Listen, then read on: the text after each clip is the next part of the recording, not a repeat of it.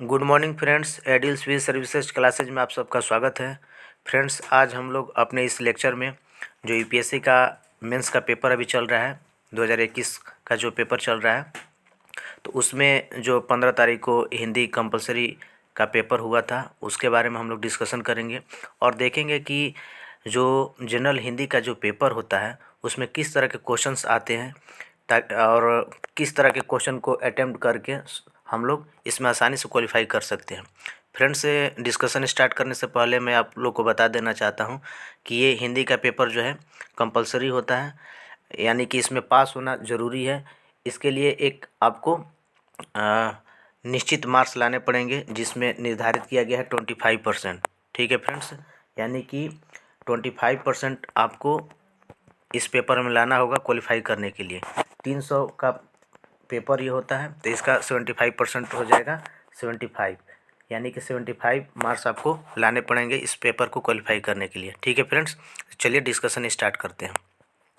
Friends, जैसा कि आप क्वेश्चन नंबर 1 देख रहे हैं, इसमें निम्नलिखित में से किसी एक विषय पर 600 शब्दों में आपको निबंध लिखना है। और फ्रेंड्स, आप देख लीजिए कि ये जो निबंध है ये 100 मार्क्स का है। तो 4 टॉपिक दिया गया है, 4 में से आपको किसी एक टॉपिक को चूज करके इस पर ऐसे लिखना है। पहला है कि बच्चों में कुपोषण की समस्या, सेकंड है वैश्विक शांति की चुनौतियाँ, सी है मातृभाषा और प्रारंभिक शिक्षा, डी है किराए की कोख की सामाजिक स्वीकृति। तो 4 में से किसी एक पे लिखना है। तो मेरे ख्याल से कोई प्रॉब्लम नहीं होनी चाहिए, किसी एक पे भी आप लिख सकते हैं। ठीक है फ्रेंड्स, अब इसके बाद सेकंड जो क्वेश्चन है इसमें है कि निम्नलिखित गद्यांश को ध्यानपूर्वक पढ़िए और उसके आधार पर नीचे दिए गए प्रश्नों के उत्तर स्पष्ट, सही और संक्षिप्त भाषा में दीजिए। तो फ्रेंड्स, आप देख सकते हैं कि ये पैसेज है, इसी पैसेज को पढ़ना है और नीचे आपको यहाँ पे क्वेश्चंस दिए गए हैं। ठीक है फ्रेंड्स, आप यहाँ पर देख सकते हैं कि टोटल आपको 5 क्वेश्चन देखने को मिलेंगे और प्रत्येक जो है क्वेश्चन है आपके 12 मार्क्स के मिलेंगे। ठीक है फ्रेंड्स, तो आप यहाँ से देख सकते हैं कि एक पैसेज जो है कितने मार्क्स के आपके यहाँ पर हो गए, 60 मार्क्स के। ठीक है फ्रेंड्स, तो इसमें भी कोई दिक्कत नहीं होगा, आप पढ़ के चाहिएगा तो इसको आसानी से सॉल्व कर सकते हैं। इसके बाद आते हैं फ्रेंड्स हम लोग क्वेश्चन नंबर 3 पे। इसमें एक निम्नलिखित अनुच्छेद का संक्षेपण लगभग 1/3 शब्दों में लिखिए। इसका शीर्षक लिखने की आवश्यकता नहीं है। यानी कि आमतौर पे क्या होता है कि जो संक्षेपण होता है उसमें एक शीर्षक भी लिखना होता है। आमतौर पे आपने देखा होगा एग्जाम्स में ऐसे पूछे जाते हैं, लेकिन इसमें आपको शीर्षक लिखने की कोई ज़रूरत नहीं है।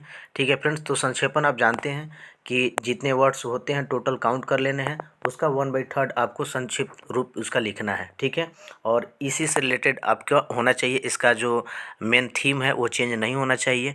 आप मतलब आप सरल भाषा में अपने शब्दों का चयन करके लिख सकते हैं, लेकिन आपको ध्यान ये रखना है कि आपकी थीम जो है चेंज नहीं होनी चाहिए। ठीक है फ्रेंड्स, तो यह भी 60 मार्क्स का है। आगे बढ़ते हैं। इसके बाद जो क्वेश्चन 4 है इसमें है कि निम्नलिखित गद्यांश का अंग्रेजी में अनुवाद कीजिए। फ्रेंड्स, तो ये देखिए हिंदी में दिया हुआ गद्यांश और इसका इंग्लिश में आपको अनुवाद करना है। तो मेरे ख्याल से यहाँ पर थोड़ी सी प्रॉब्लम आपको आ सकती है, फिर भी आपको टेंशन की कोई बात नहीं। अगर आ रहा है तो ठीक है, नहीं तो जितना भी आ रहा है उतना कीजिए, डरने की कोई आवश्यकता नहीं है। इसलिए डरने की आवश्यकता नहीं कि मैं बताऊँगा कि इसमें कैसे आसानी से क्वालिफाई किया जा सकता है।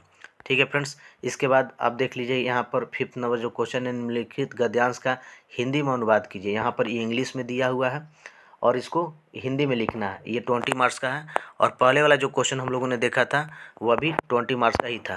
ठीक है फ्रेंड्स, आप यहाँ पर देख लीजिए।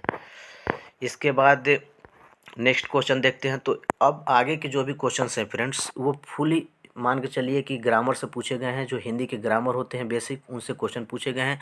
जैसा कि 6 नंबर क्वेश्चन में आप देख लीजिए कि निम्नलिखित मुहावरों का अर्थ स्पष्ट करते हुए उनका वाक्यों में प्रयोग कीजिए। तो जो भी मुहावरा दिया गया है, जैसे आँख खुलना, आकाश चूमना, तो ये काफ़ी बेसिक हैं।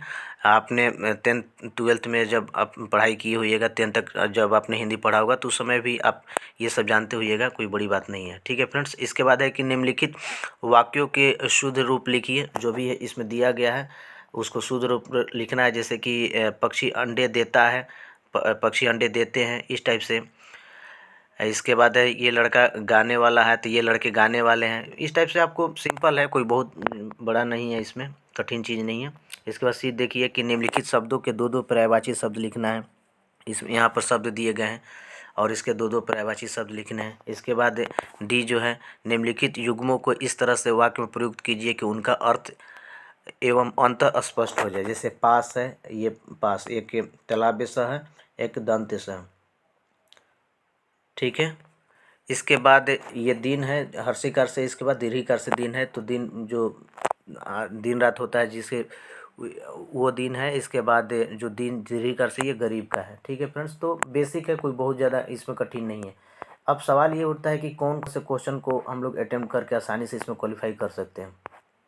तो फ्रेंड्स आप देख सकते हैं कि यहाँ पे जो ऐसे है ये 100 मार्क्स का है।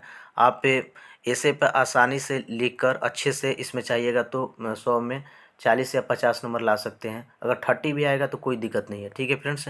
इसके बाद आपके 60 नंबर के ये पैसेज हो गए, ठीक है। तो पैसेज को भी आप चाहिएगा तो अच्छे से पढ़ के लिख सकते हैं। इसमें भी हम चाहिएगा तो 30 नंबर आसानी से ला सकते हैं। तो मान लीजिए कि ऐसे में 40 आपके आ गया, 30 इधर हो गया, 70 नंबर के आपको मार्क्स यहीं पे मिल गए। फिर इसके बाद संक्षेपण जो है 60 मार्क्स का।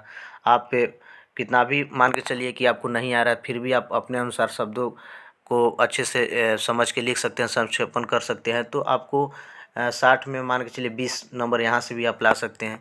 तो आप देख लीजिए कि आसानी से 75 ला सकते हैं। मेरे कहने का अर्थ यह है कि हिंदी में जो कंपलसरी पेपर होता है यूपीएससी में, उसमें आपको डरने की कोई बिल्कुल आवश्यकता नहीं है। अगर आप बेसिक हिंदी जानते हैं तो भी आप अच्छे से क्वालिफाई कर सकते हैं। अगर ये चाहिएगा नहीं भी सॉल्व कीजिएगा, जैसे कि यहाँ पर ट्रांसलेट जो करना है इंग्लिश से हिंदी, हिंदी से इंग्लिश, अगर आपको नहीं आ रहा है तो कोई दिक्कत नहीं। बेसिक आपको जो ग्रामर यहाँ पर पूछा गया है, अगर इसमें भी मान के चलिए कोई आपको टफ लग रहा है, जो आ रहा है उसी को आप सॉल्व करके आसानी से क्वालिफाई कर सकते हैं। तो फ्रेंड्स आप लोगों ने देखा कि हिंदी का पेपर जो यूपीएससी का होता है वो किस तरह का होता है और कैसे हम लोग इसमें आसानी से क्वालिफाई कर सकते हैं, ठीक है फ्रेंड्स। तो आज के लेक्चर में हम इतना ही, मिलेंगे हम लोग अपने नए लेक्चर में। तब तक के लिए धन्यवाद।